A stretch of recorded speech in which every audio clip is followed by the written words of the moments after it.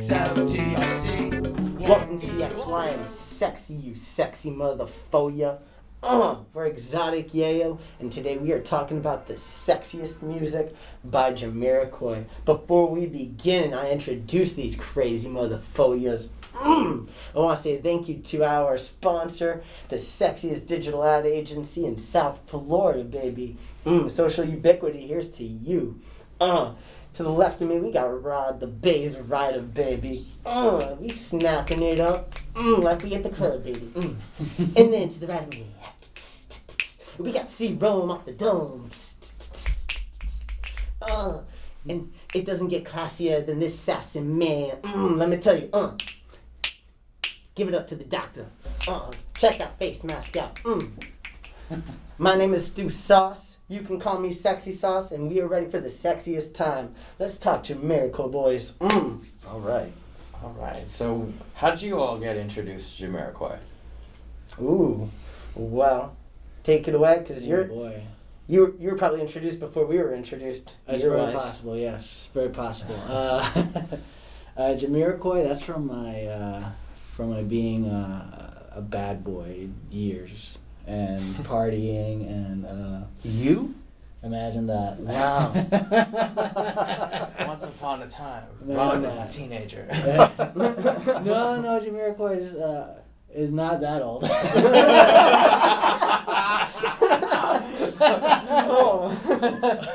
Or are they? No, roughly around there. But you know, their heyday was, I guess, in my early mid-20s, I would say.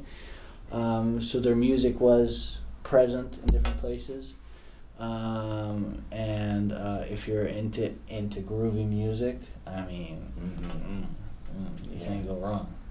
You can't go wrong, pretty much. So, Elephant in the Room, Virtual Insanity. I think that's everyone's first exposure. Well, most people's first exposure. That's right. Absolutely. I think after Napoleon Dynamite, specifically, I think a lot of people were exposed to Jamiroquai in that film without realizing that they were. Yeah, that's when it popped off for me, was when Napoleon Dynamite exploded and everybody on the bus would vote for Pedro. It's true. Oh man, but dude, like for me, Virtual Insanity, watching that music video before NSYNC put out Bye Bye Bye to the same kind of setup with the turning room to make everything move. Oh my gosh, that was so ahead of its time. I think Busta Rhymes did the same thing. I think Back so too. back when he was skinny and had dreads.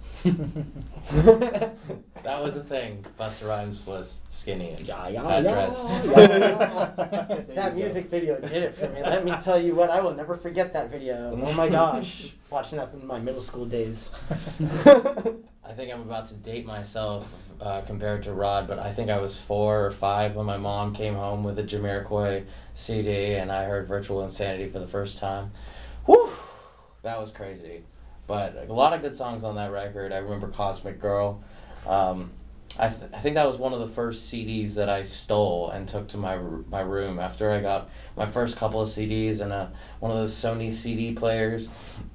I just started stealing all my mom's good records, and that was one of them. That's probably their best album, in my opinion. That's the only album I can listen to from front to butt is Traveling Without Moving. Like, that whole album is just epic. Oh my god. From disco to, like, the synthesizers. And, dude, there's some of that album reminds me of Fungus Among Us by Incubus, which is their first album. And it's that funk nastiness with some of those DJ scratches, like, just throwing it back. That's funny. I never thought of Incubus that way, and I gotta check that record out. Best album ever by Incubus, in my opinion. But yeah, it was such a funny contrast to the rest of the music my mom had, because she had a bunch of like easy to listen to alternative, from REM to, I guess Coldplay wasn't out yet, and the kind of only edgy, dancey thing that she had in her catalog at that time was Lenny Kravitz 5, and of course Traveling Without Moving. So those were the first 2 that I stole. Okay. What was your exposure? My exposure? Yeah, yours. This is going to be a good story, okay? So, you know already.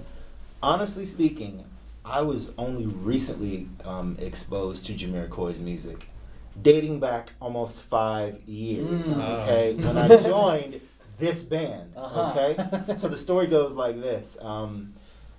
Through Craigslist, Through when I reached Craigslist. out to, I think I reached out to you, Yeah, probably. to Rod, right? And I was like, well, what kind of music do you guys play? They're like, oh, think Jamiroquai. And I'm like, Jamira who? They're like, oh, no, just look up Canned Heat by Jamiroquai. You know, that's kind of the style that we're going for. I was like, oh, okay. And this was like a week prior to us meeting. I waited 6 days before I listened to that song. And I haven't turned back since. They're just, you know, I will say thank you to you guys for introducing me to that band. They're great. They are, Very aren't they? disco. It's like modern disco, Mhm. you know. All of their music. It's Yeah. Oh my goodness. But yeah. So thank you. That's 5 years ago, almost to the day. I was exposed to Jamiroquai. That was one of our audition songs. One of our That's audition right. songs, That's yeah. right. I That's think right. we even auditioned ourselves to that song. We auditioned ourselves to that Oh song. yeah. Yep. Yeah. That was the first time I ever really started digging deep into their music Yeah. too. Okay. Was that chord progression for Canned Heat and trying to sing that at the same time. Okay.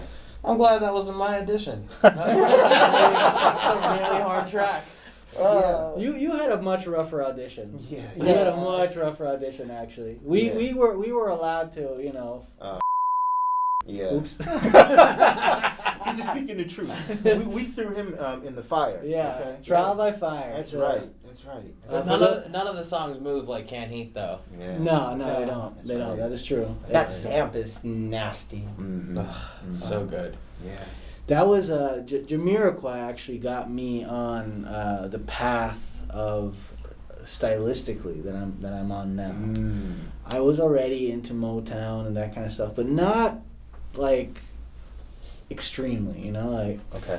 at the time I was probably more into electronic stuff, also English, so things like guys from Bristol like Ronnie Size and Goldie and that kind of stuff, you know, drum and bass, jungle kind of stuff, Yeah. which Jamiroquai has a bit of an influence from. And then as Jamiroquai was, you know, because those were electronic, you know, musicians like Massive Attack and all that kind of Love stuff. it. Yeah. They're all in the same, you know, sort of, you know, the trip hop, drum and bass, jungle, all that comes from the same area. And then Jamiroquai just kind of sticks out from that, Yeah. you know. And when I heard that, you know, being a musician, Mm-hmm. because I think I've told you this, I started playing drums because I wanted to learn how to play That's right. drum and bass That's right. Yeah. live. Uh-huh. I was actually trying to make drum and bass music live, which is, it's not live, it's all done electronically. Program. Yeah. Mhm. Exactly. So I was trying to achieve that, very hard to do, and then I stumbled on Jamiroquai, and I'm like, no, this is it. This is the way to Yeah. go. Yeah. This is real, you know, organic, and there's a lot of synthesizers and all that kind of stuff in there as well, but it's played Yes. Mhm. by humans, Mhm. you know, Oh, yeah. and if not obvious to everyone, that's our preference. Our preference is real music played by real humans. It may be synthetic, you know, with effects and all that kind of stuff, but it's performed live by a human, and that's what Jamiroquai is about. So I really dig that. Love it. Definitely. Very cool. So should we get into some of our favorite tracks? So let's get into some of our favorite tracks. Who wants to go first? I do. You do? All right. Yes. Let's hear Okay. it. My favorite track, Uh-huh. Canned Heat. No! Wow. Go figure. I mean, What? listen. Mind blown. I mean, did you see it coming or did you see it coming? I saw it Okay. coming. Not to You really mention, tell her I mean, about that's probably like one of the only songs I know from start to finish. But you know what does it for me on that track? And a lot of their songs that are like it, besides that 4 on the floor feel, Mhm. you know, that kick Yeah. drum on all 4 beats, the strings. Mm-hmm. Yeah. This band utilizes the string arrangement like they're from the 1970s. Yes. Yes, This that is is full good. of- Can you agree with It's all about- that? Yes. Yeah. And it's no surprise that, of course, because of Canned Heat, it's no surprise that to this day, when I want to hear something that's very identical to disco, I'm a disco nut, by the way. That's the song I go to. And you know what it's very identical to another great band, Earth, Wind and Fire's Boogie Wonderland. Yep. Oh yeah. So you compare those two songs, right? Certainly. Yeah, just the use of how the strings, there's a lot of stuff. There's percussion, there's drums, bass, the vocals are spot on. Mm-hmm. The stacked vocals are just Oh, really yeah. screaming on that track. The whole chorus is just like a stomp. Yeah. But something that a lot of musicians, I think a lot of musicians don't really pay attention to. It's the sweetening section, strings. So that's why that song is my favorite Jamiroquai song. Yeah. That's my story and I'm sticking to it. That's a great story. Okay, thank you. I mean, I like Canned Heat very much too. It was hard for me not to pick that as one of my favorites. That song was a challenge for me because when I said let's do it, I had actually never played it before. Really? Yeah. Oh. And then I went looked up what the bass line was, and I'm like, oh my God, can I do this? Right. Better yet, can you remember all this? I can bust it out right now. There I you still go. can. Yeah. Once I learned it, that was a revelation for myself because I was like, I really worked on that one really hard, and I was like, this is it. I have to either be able to do this or I can't claim to want to be in a band like this. So I had to work on it. And it has that whole disco, that whole funk, the first and the fifth kind of thing, you know, and very cool. And then when I was able to do it, I was like, okay, here we go. Yeah. Let's do it. That's right. And our audition was fun. We played that, and it was a lot of fun. However, to actually perform that with 3 guys, that's a different story. That's right. There's so much going on. I think last week we were bagging on anyone that attempts to cover Toto, and it's in the same vein, if not even more It's difficult. in the same vein. Even with the 4 of us, I would suspect that's very difficult because you'd be able to cover a lot of the synth parts, but then you'd have to have another keyboard to try and cover some of the string parts that we were just discussing. Of course, they're completely separate. And we all know right now that it wouldn't quite, And then on top of that, JK's vocals, like you were saying. Right. Yeah, he's quite the vocalist. He is quite the vocalist. I look to that guy for influence and inspiration. That's where I want to get to. I started picking up my vocal lessons again, and now I feel like, okay, I got to a high E today. I'm pretty content and happy. I can't wait to get beyond high E and get to F. I'm told people shouldn't even chance F, but if you feel comfortable and confident, you should get on that high F. Oh yes. Let's hear the Huh? Let's hear the high E. I can't hit the high right now. I need a mimic note, bro. I can't even think of notes on the spot like that. I'll be lucky if I fall across the C, the high C, like fruit punch. All right, nice. Who's next? I'll jump in with the classic Virtual Insanity. That's how I got introduced. It's I think every week, or if not every other week, I harp on a song that gets you with the first couple of notes or chords. Da-da-da. You know it every time. And this is one that is super fun to cover and play because there are a couple of key elements with the piano being one of them. Back in the day, I was in a band in New York with this Russian piano player who left our band to drive truck to make money and pay for son to come over from Russia. Very noble. Very noble. Right? He said that right after saying, "I left my son in Russia with ex-wife to to play black music." That was his goal. So I don't know, noble without the pre-story. I see it, but he sat down and he played it.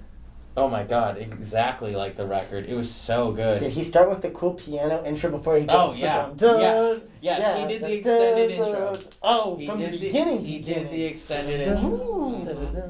Yes. Yeah. Yes. Oh. Phenomenal piano player. I'll shoot you his Instagram after this. He's a fun follow because he just sits down and plays. But what really does it for me in this song, as great as the instrumentation is, are those timeless lyrics. Yes, dude. Oh my gosh, I actually got to analyze those lyrics with my students this year.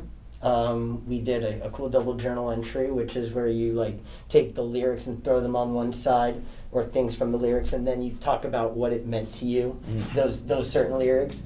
And they were doing some dope comparisons. I'm really astounded by a lot of my students and things they compared certain lines to.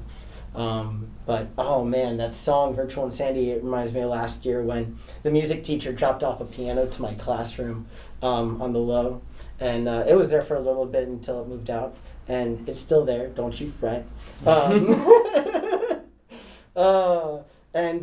He would play Virtual Insanity almost every day before like school and class started, and we would get jam sessions. I'd keep my guitar in the classroom. Dude would nail the piano part and come in with that like that hook, you know, those first set of chords that really make you like, ooh, that's the song. Oh man, epic. Epic. It's cool. A cool comparison I draw now that it's been out for a while is I feel like the lyrics are like a Black Mirror episode. It's just talking about how, I mean, the future is made of virtual insanity. They call it, but it's the most hedged bet of all time because technology is always going to continue to make the world even crazier, and they don't really specify. But if they could have only seen what the world would look like, 23 years later from when they wrote the song and how prophetic the song seems, I think they'd smack themselves and be like, we're really onto something here. I guess the only medium I could really think of it being similar to is Idiocracy, which is really starting to come into fruition as well. So between Virtual Insanity and Idiocracy by, who did Beavis and Butthead? Mike Judge? Mike Judge. Between Mike Judge and J.K. and the guys in Jamiroquai, I don't know who's more Nostradamus than these guys.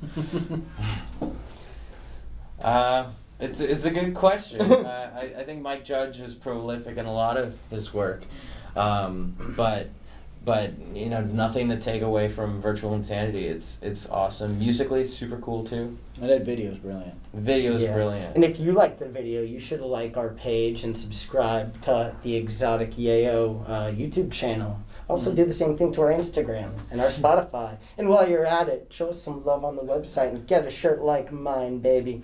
Nothing's gonna put the XY and sexy like you in one of these bad shirts, you sexy beast, you. Grr!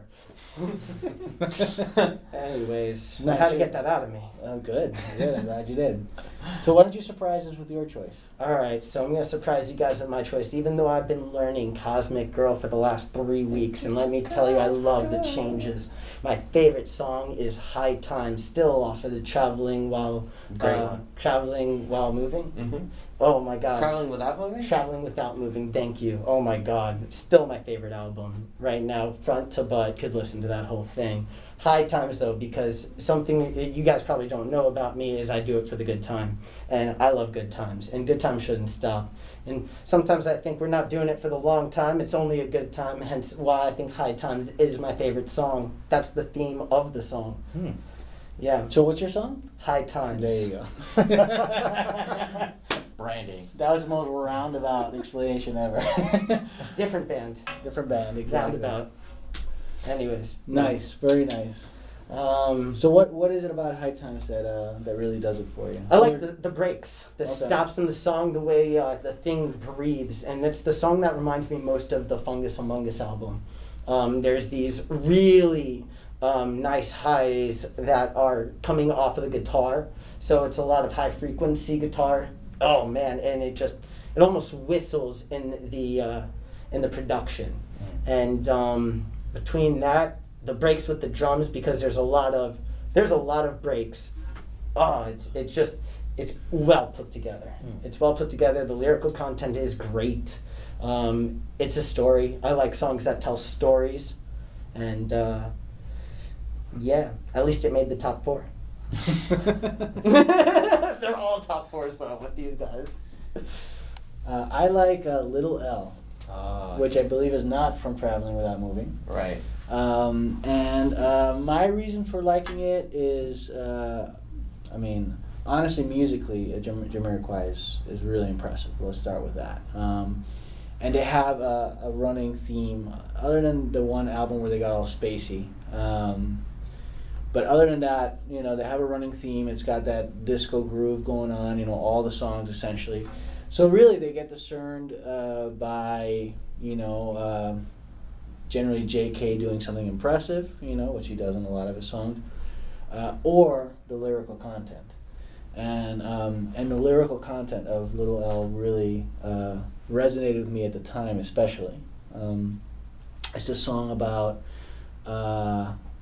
having a lover who doesn't fully appreciate you, so you make me love you with a little L, you know, and that's what it's about. And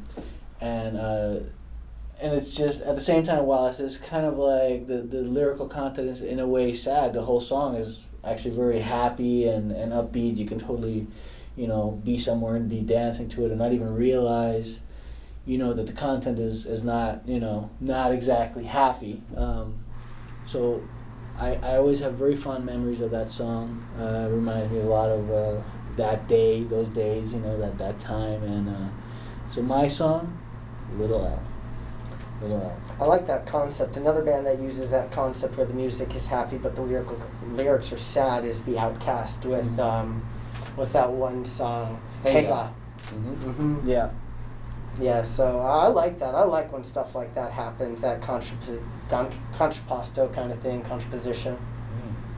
It's very, very dope. Opposites attract, at least people to the music, so do that with your music, you sexy beasts, you. And then like us on Facebook and Instagram. With a big L.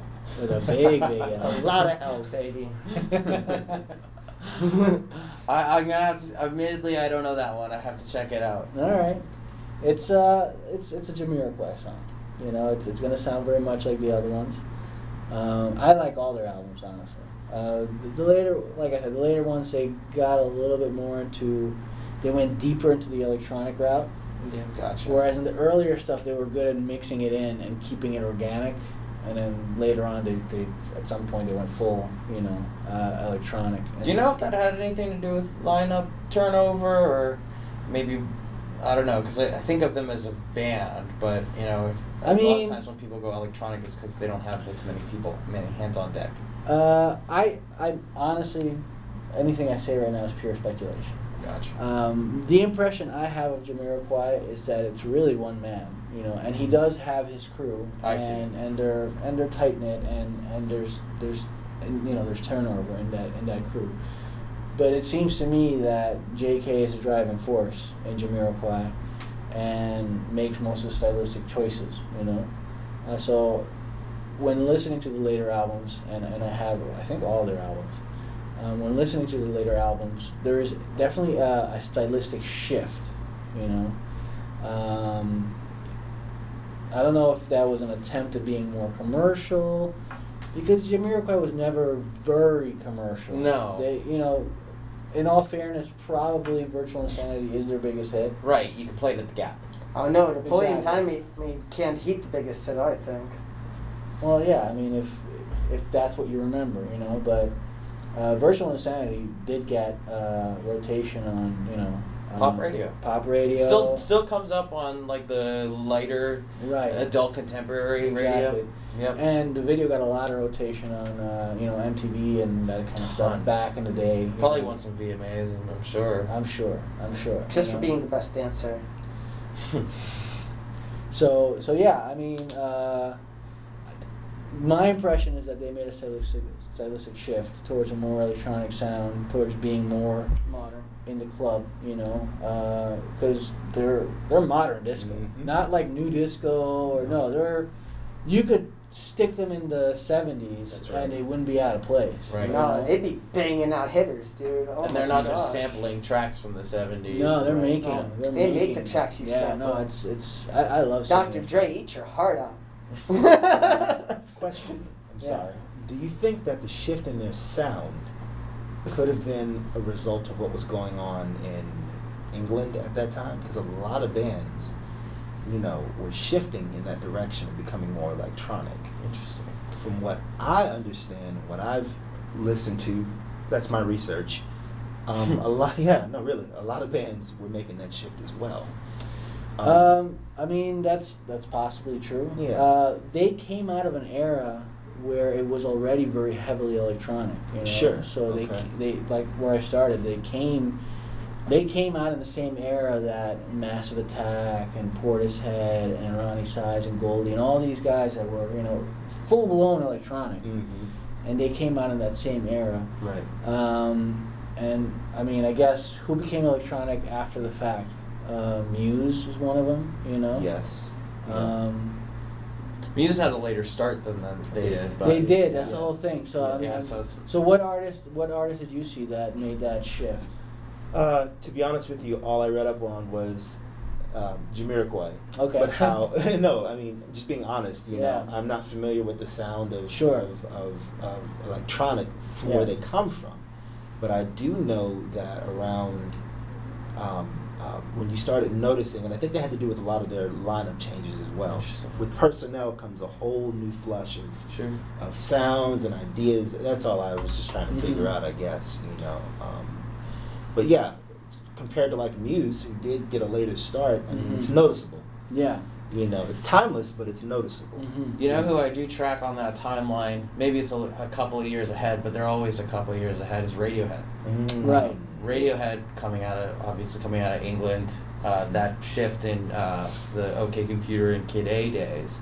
I mean that did it for all the English bands. I mean they all ended up kind of going into more electronic sounds, and that's really where alternative music went in general. In that time, it's true. It sounded like it sounds like it's a sign of the times, just modernizing and people trying to catch up with the digital age. Like they wrote a song called "Virtual Insanity." I think they already saw it coming. They saw that they had to make the adjustment and the shift down the road. Plus, the songs, when at the time these guys were putting out albums, it took like years plus to get these albums out. It's not like today where you're instantly gratified by Spotify and people are putting out these recordings that sound like there's a mushed mouth artist on it. Yeah. Like you can't make out the lyrics whether they're heavy metal or mumble rap. Mhm. To me it's the same.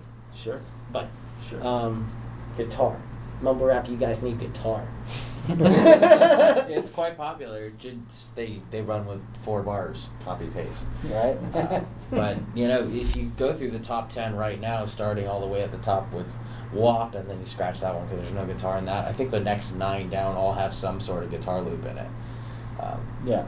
That's today. Of course, today is like 4 weeks from now for you guys.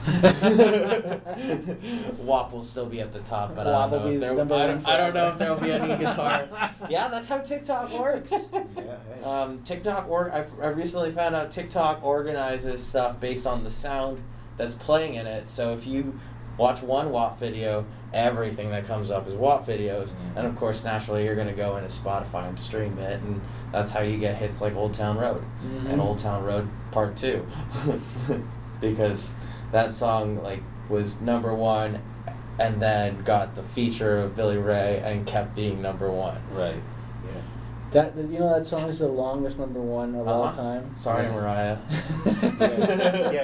But Christmas will roll around again and you will be on top. Of course. You know your place on top during Christmas. Not for 20 however many weeks. Right. Not for Nick Cannon anymore. I'm kidding. No. We mean, that beat out Mariah Carey, Boyz II Men, a long list, and I was very surprised when that happened. But that's just me.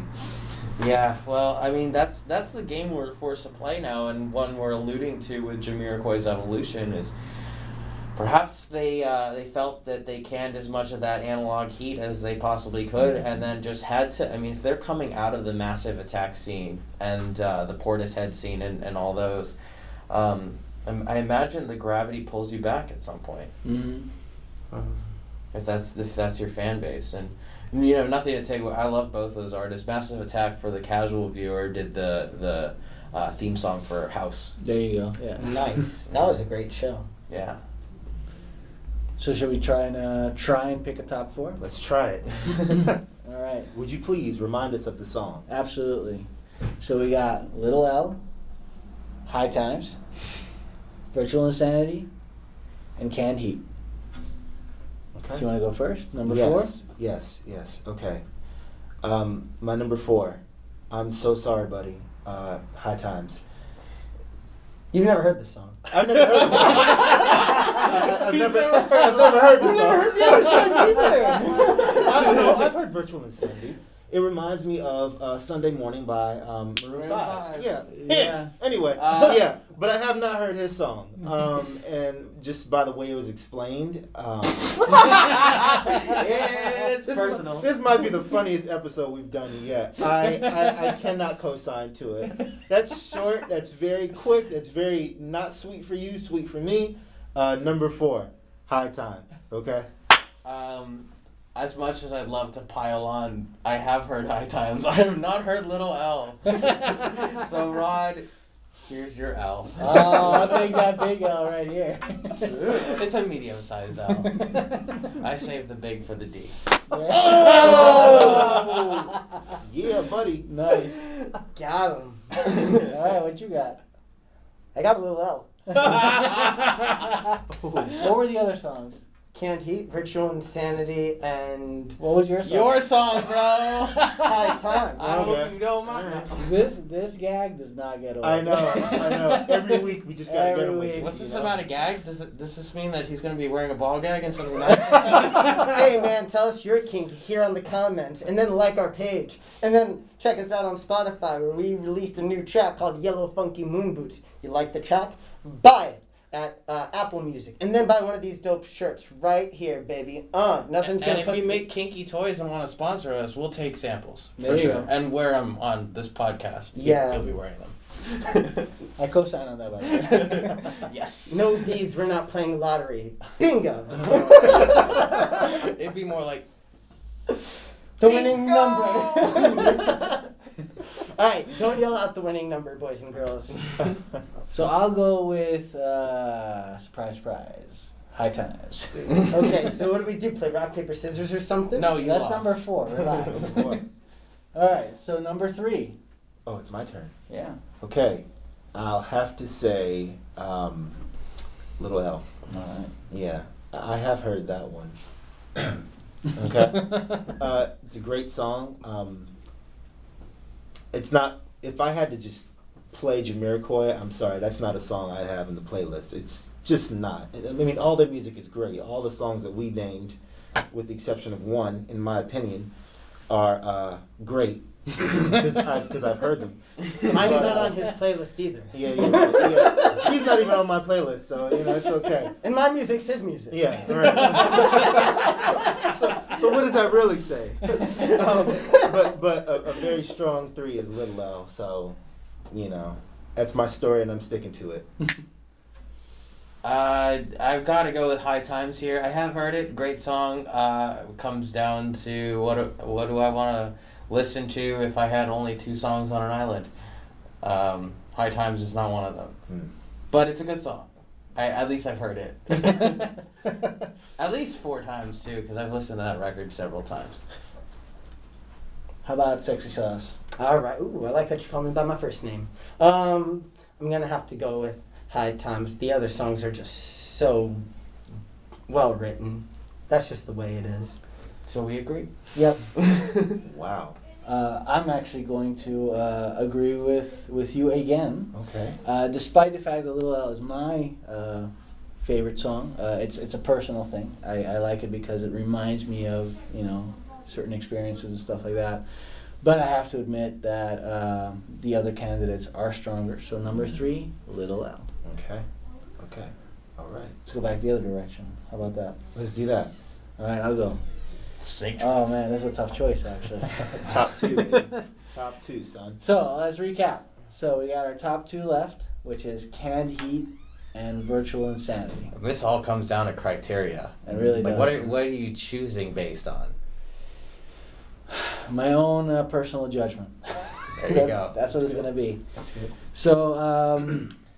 So, despite the fact of its cultural, how big it was, how important it is for Jamiroquai itself, Canned Heat has a special place in my heart. It just does. It just does. Mm-hmm. So, I'm gonna go with Virtual Insanity 2, Canned Heat number 1 for me. Though Canned Heat is how we originally met and made this thing happen. I like that song a lot. It's my number 2. And Virtual Insanity, because of the way things are. It's the world we're living in, not to quote the guys in Jamiroquai or anything. But that's my number 1. Yep. See, this is really difficult for me because the first time it's weird. I heard I knew Jamiroquai for a while, but I didn't hear of Canned Heat until I think you mentioned, hey, we might cover it one day. Listen to it. And that blew my brains. It was just like, whoa, what? Everything is going on. So the impact that it had on me was much more than, Virtual Insanity had on me at 4 or 5 years old. But the lasting power of Virtual Insanity is what does it for me, and that's why I'll make Canned Heat my second, and it's like a 1A, 1B in this case, and Virtual Insanity is my first. It's a timeless track. People are gonna be listening to it in 2050 when we have sex robots, making our food for us, and if you are the sponsor of sex robots, let me tell you, we'd like that. I'd really like a free Whitney Cummings sex robot if you're watching Whitney. That's very specific. She's a very famous comedian. She's made about half her loot on that sex robot. You know what? Girls who can make you laugh, even if they are artificially intelligent, that puts the XY in sexy, baby. We should do an episode of what our preferred sex robots would be. I started with the one that I know for a fact to exist. Oh, that's true. I saw that. Yes. That is true. It was on Rogan's Instagram. Yes. I don't know of any other sex robots. I'm not very well researched in this department. She had one made. Yes. Yes. This is the first time Oh my hearing about God. sex robots. I knew that I think it'll tell you technology jokes, was too. like super far and advanced. No. And I didn't know things were We're this only advanced. far from the ones that'll actually walk up to your house, knock on the door, and say, "Delivery, I'm here." But we're not that far from, the ones that'll clean your kitchen and take your. Well, we know what these guys do in their spare time, okay? We research about the future because Sex it's robots. made of virtual insanity. Apparently, There you go. they researched the present, and that's made of virtual insanity too. Because the present is the future with respect to Jamiroquai in the studio singing this song. Great Scott. Wow. I love that segue. Right? The present is also the future for the viewing audience. True. Very Oh true. boy. Oh Very true. man. It's you. It's me. You're gonna be the deciding factor. Oh my gosh, how do I come back after all of that? Number 2, Virtual Insanity. Uh-oh. Yeah. Listen, and the reason why Canned Heat is number 1 for me is because of how we met. You could have named Virtual Insanity. Hey guys. How y'all met. Yeah. Yeah. Listen, this is BC, before C-Rome, okay? I'm going somewhere now. Watch this. You could have said Virtual Insanity, like, hey, Cody, listen to this. And I would listen to it. And 5 years later, I would have been like, wow, that song, it has such a very special place, kind of like you, in my mind. But it doesn't. I think it's a popular track. It is probably the more popular track. Definitely. But Canned Heat is more symbolic to who we are as a group, I feel. That's my opinion, okay? But So fun to play. yeah, it's fun to listen to. I want to play it now. So do I. I literally want to get behind. Go get your bass out of your car. It's not there. It's not unfortunately. I wish it was. See this bass player? Keep your bass in your car. No, I'm kidding. Don't do No, that. Don't So- do that. It's a really bad idea. Don't do No, that no, ever. no. Unless you want a bass that looks like this. Or a car that has a broken window. Right, right, That's the other right, right.